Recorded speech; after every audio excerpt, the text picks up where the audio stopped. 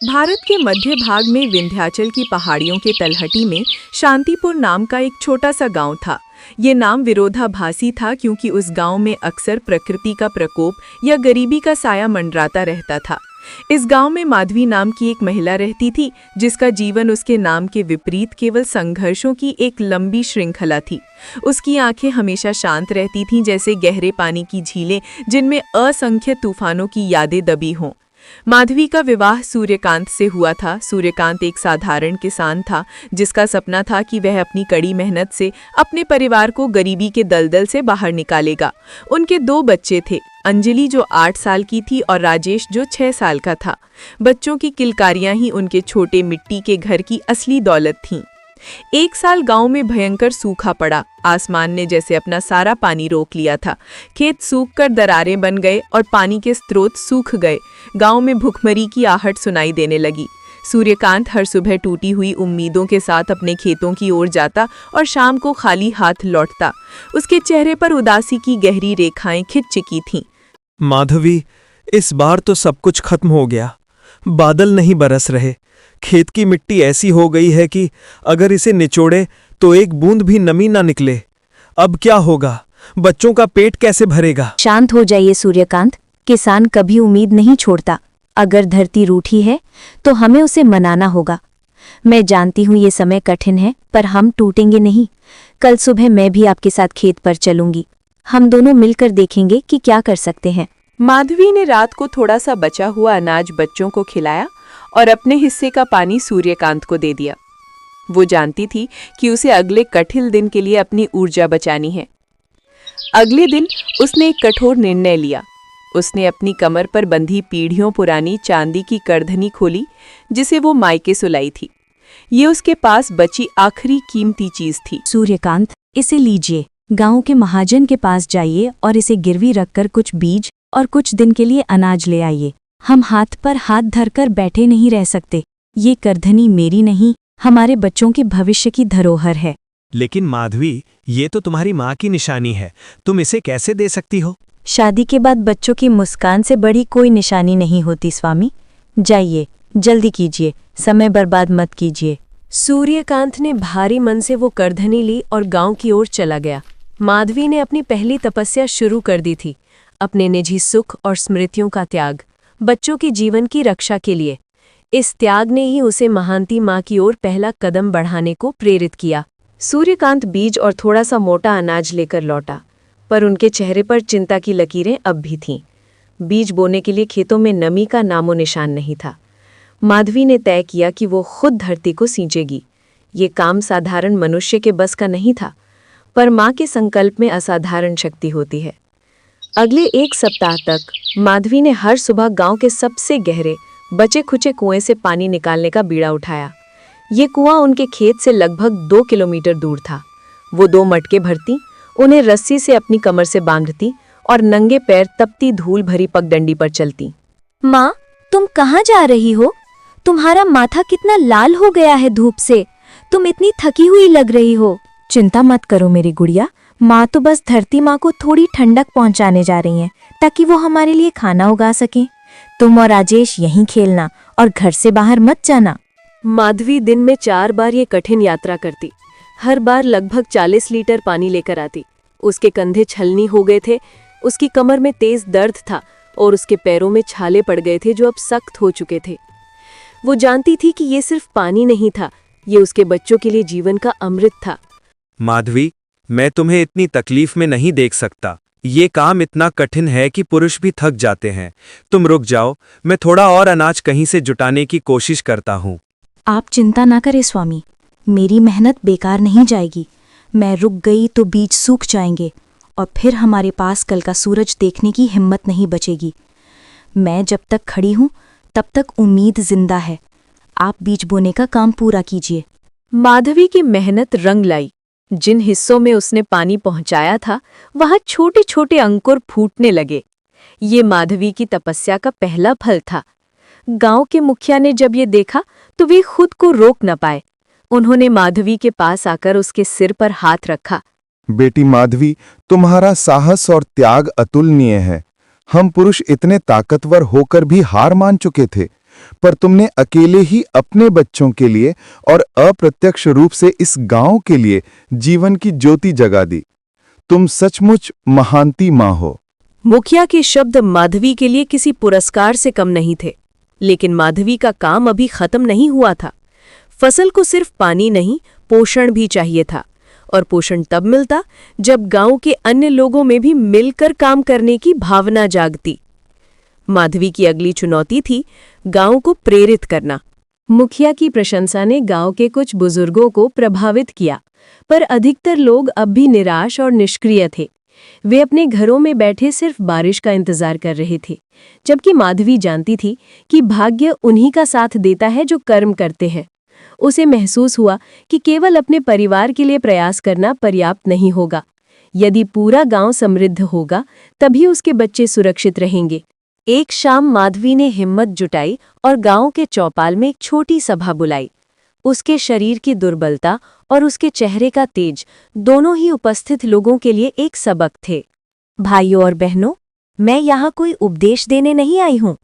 मैं तो बस आपको ये याद दिलाने आई हूँ कि हम सब एक ही मिट्टी के बने हैं। हम हर साल बारिश के भरोसे खेती करते हैं, लेकिन क्या हमने कभी खुद के लिए पानी जमा करने का सोचा? कुआं सूख गया है, लेकिन नदी अभी पूरी तरह नहीं सूखी। वो दूर है, पर नामुमकिन नहीं। माधवी सही कह रही है। मैंने अपनी आंखों से देखा है कि इसने अकेले ही अपनी जमीन को कैसे सींचा।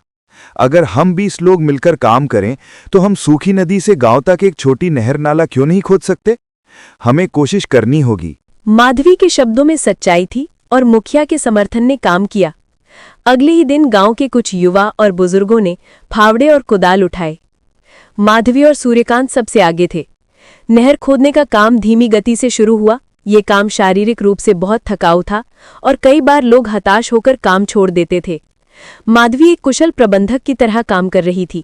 वो थके हुए लोगों को पानी देती, उनके बच्चों को देखती और उन्हें छोटी छोटी कहानियां सुनाकर प्रेरित करती।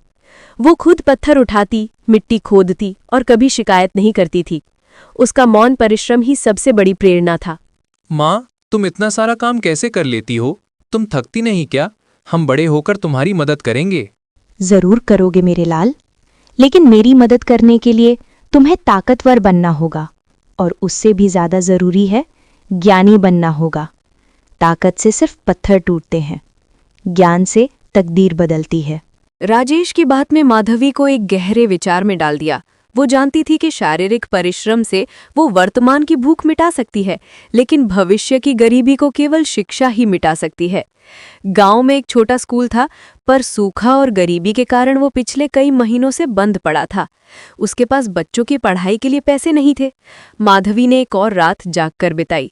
अगली सुबह वो सूर्यकांत को लेकर शहर के सबसे बड़े साहूकार के पास गई। साहूकार ने करधनी के पैसे लौटाने के लिए दबाव डाला, पर माधवी ने विनम्रता से एक नई योजना प्रस्तुत की। सेठ जी, मैं जानती हूँ मैंने आपका पैसा चुकाया नहीं है, लेकिन मैं आपसे एक और बड़ी चीज गिरवी रखने आई हूँ, मेरा घर। आप ये घर गिरवी रख लीजिए, लेकिन मुझे 2 साल के लिए इतना पैसा दीजिए कि मैं अपने बच्चों को शहर भेजकर पढ़ा सकूं और गांव के स्कूल को फिर से शुरू करवा सकूं। माधवी, तुम क्या कह रही हो? हमारा घर? अगर हम पैसे नहीं चुका पाएं तो हम कहाँ रहेंगे? अगर हमारे बच्चों को ज्ञान मिल गया तो वे कहीं भी अपना घर बना लेंगे सूर्यकांत, लेकिन अगर वे अनपढ़ रह गए तो इस मिट्टी के घर में भी हमेशा गरीबी रहेगी। मैं ये जोखिम उठाने को तैयार हूँ।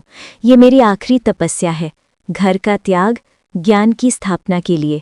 साहूकार माधवी के अटूट संकल्प से प्रभावित हुआ।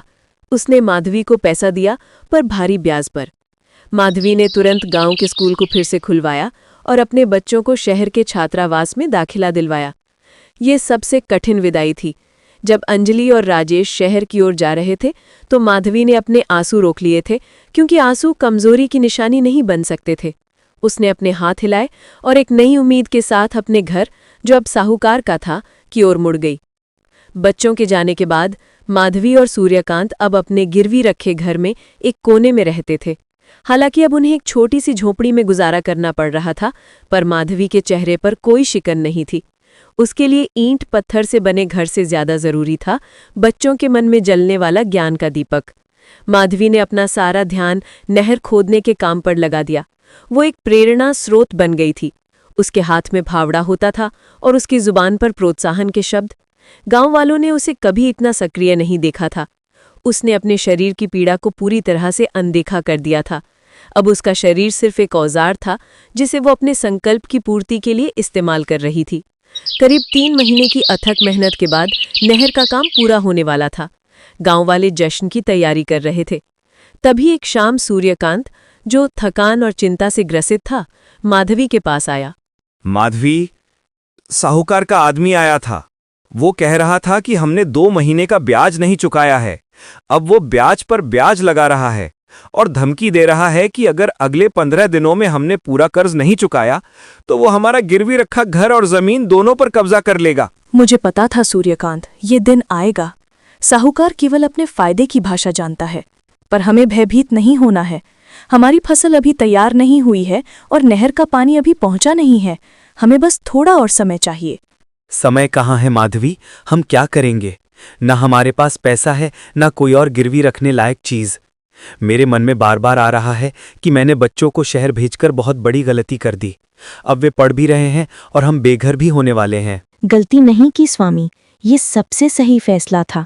शिक्षा पर किया गया निवेश कभी व्यर्थ नहीं जाता।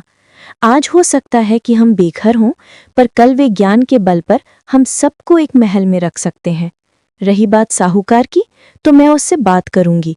मैं उसे समझाऊंगी कि गांव की खुशहाली में उसकी भी भलाई है। माधवी अगले दिन साहूकार के पास गई। उसने साहूकार के सामने अपनी सारी योजना रखी कि कैसे नहर बनने वाली है, कैसे पहली फसल अच्छी होगी और वो ब्याज सहित सारा पैसा लौटा देगी।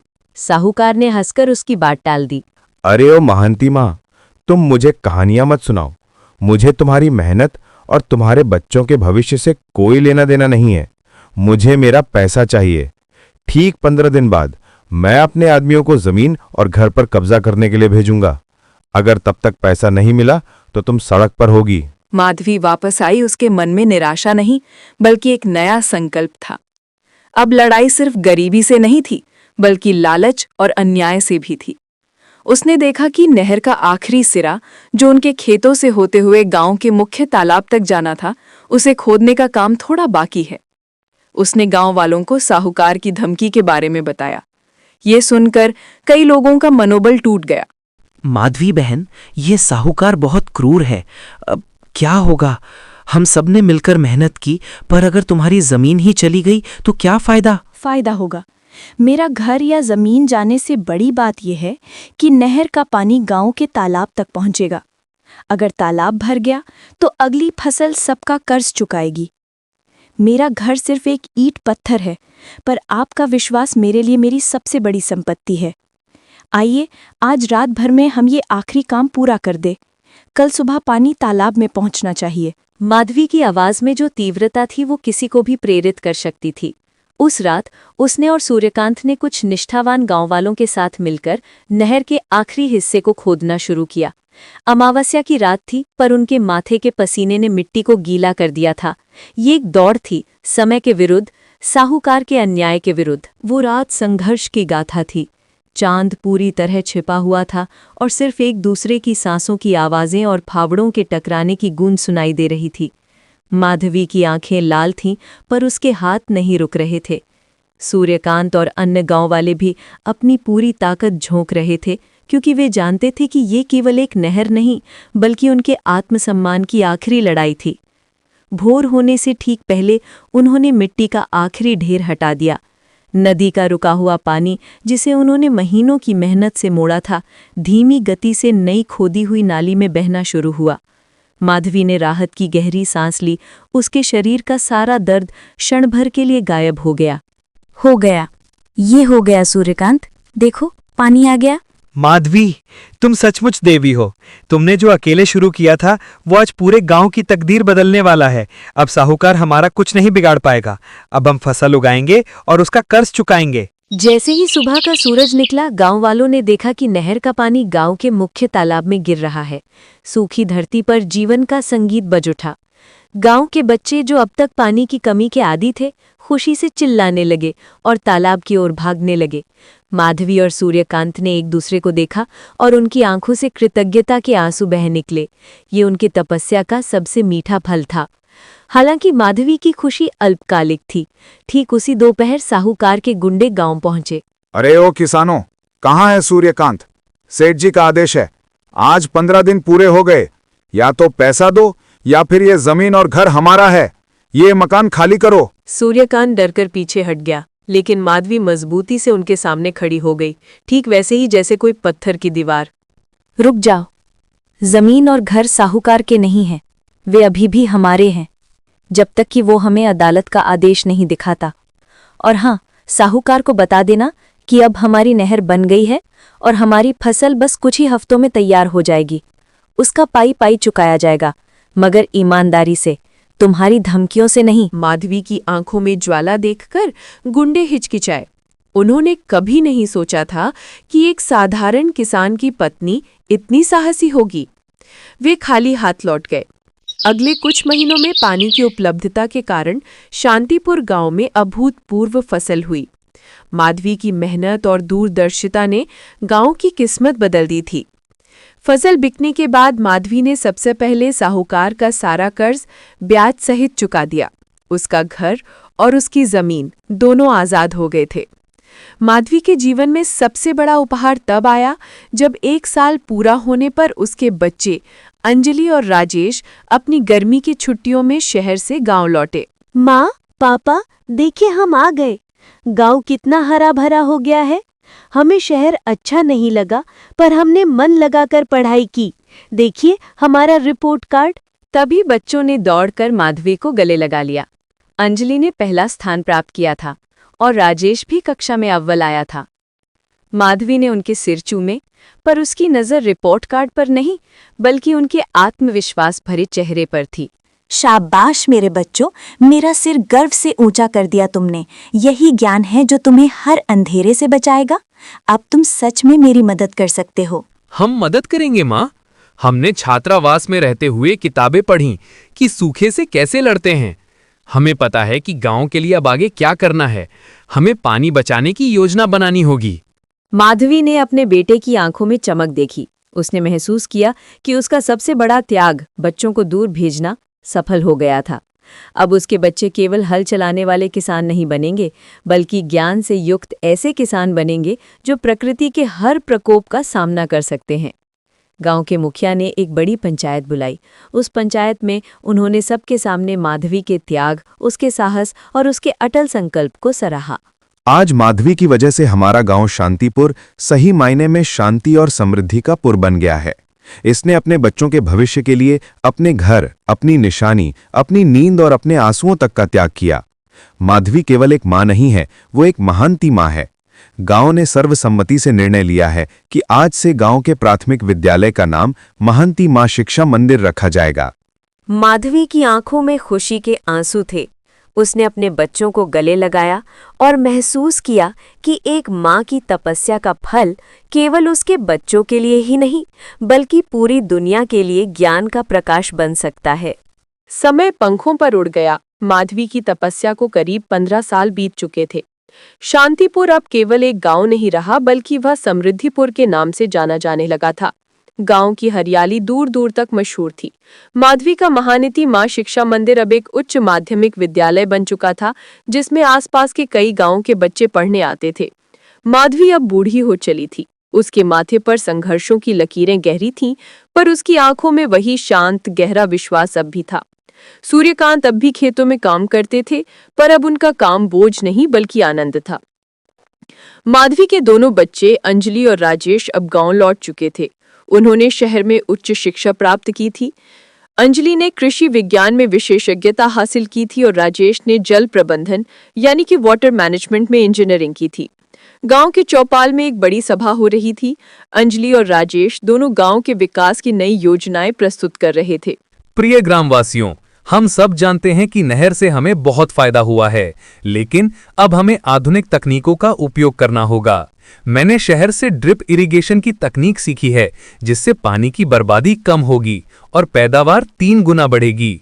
इसके लिए शुरुआती निवेश की जरूरत है। और मेरी योजना गांव की उपज को सीधे बड़े शहरों के बाजारों से जोड़ने की है। हम अपनी फसल बिचौलियों को नहीं बल्कि सीधे उपभोक्ताओं को बेचेंगे, जिससे हमारा मुनाफा कई गुना बढ़ जाएगा। इसके लिए हमें एक किसान उत्पादक संगठन बनाना होगा। माँ ने हमें सिर्फ ज्ञान नहीं दिया, बल्कि ये सिखाया कि संगठन में ही शक्ति है। गांव के लोग, जिनमें से कई ने सालों पहले माधवी के नेतृत्व में नहर खोदी थी, अब इन युवा शिक्षित बच्चों की बातों को ध्यान से सुन रहे थे। उन्हें अपनी आंखों पर विश्वास नहीं हो रहा था कि जिस गांव में कल तक भूखमरी थी, वहां अब तकनीक और व्यापार की बातें हो रही हैं।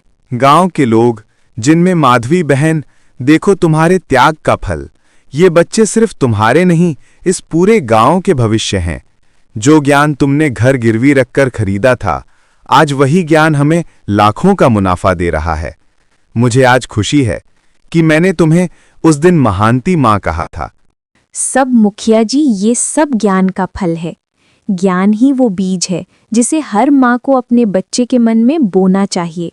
मैंने कुछ नहीं किया, बस अपने बच्चों को वो शक्ति दी जिससे वे खुद अपनी समस्याओं का हल निकाल सकें। मेरी तपस्या तब पूरी हुई जब मेरे बच्चों ने वापस आकर गांव की सेवा करने का फैसला किया।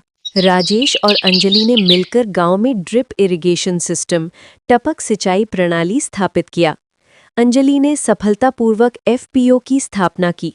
शांतिपुर की कृषि उपज अब पूरे राज्य में बेहतरीन गुणवत्ता के लिए प्रसिद्ध हो गई थी।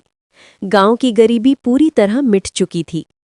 माधवी अक्सर महांती माँ शिक्षा मंदिर के पास बैठकर बच्चों को खेलते देखती थी। एक दिन एक युवा पत्रकार, जो शांतिपुर की सफलता की कहानी लिखने आया था, माधवी के पास आया। माधवी जी, आपकी कहानी अद्भुत है। आपने अकेले ही इस गांव की तस्वीर बदल दी। आप अपने जीवन के सबसे कठिन फैसले, बच्चों को पढ़ाई के लिए दूर भेजना और अपना घर गिरवी रखना, पर क्या महसूस करती हैं? बेटा, जब एक पौधा लगाते हैं तो उसे पोषण देने के लिए अपनी जड़ों को काटना पड़ता है। मैंने अपना घर, अपनी निशानी, अपनी स्मृतियां, ये सब मेरी जड़ें थीं। लेकिन मैंने इन्हें काटा नहीं, बल्कि बच्चों की ज्ञान में निवेश किया। ज्ञान ही वह खाद है जो बच्चों को इतना विशाल वृक्ष बना देता है कि वे पूरे गांव को छाया दे सकें। मेरा त्याग तब त्याग नहीं रहा जब मैंने अपने बच्चों की आंखों में आत्मनिर्भरता की चमक देखी। एक माँ का सबसे बड़ा कर्तव्य है अपने बच्चों को उस काबिल बनाना कि उन्हें भविष्य में किसी और के सामने हाथ न फैलाना पड़े। माधवी ने मुस्कुराकर सूर्यकांत को देखा, जो दूर खेतों की ओर जा रहे थे। जीवन ने उन्हें बहुत कुछ सिखाया था। सूखा, गरीबी, साहूकार का डर और बच्चों से अलगाव का दर्द। लेकिन इन सब ने मिलकर उसे और उसके बच्चों को और मजबूत बना दिया था। माधवी की कहानी केवल एक माँ की कहानी नहीं थी। ये उस अटल विश्वास की कहानी थी जो विपरीत परिस्थितियों में भी हार नहीं मानता। महानती माँ की उपाधि केवल त्याग के लिए नहीं दी गई थी, बल्कि उस दूरदर्शिता के लिए दी गई थी जिसने ये समझा कि शारीरिक श्रम क्षणिक समस्याओं को हल करता है, जबकि ज्ञान पीढ़ियों की गरीबी को समाप्त करता है। माधवी का त्याग, बलिदान और उसकी शिक्षा के प्रति अटूट आस्था ही शांतिपुर को समृद्धिपुर बनाने की असली नींव थी। और यही वह सबसे महान तपस्या थी जिसे युगों युगों तक याद रखा जाएगा।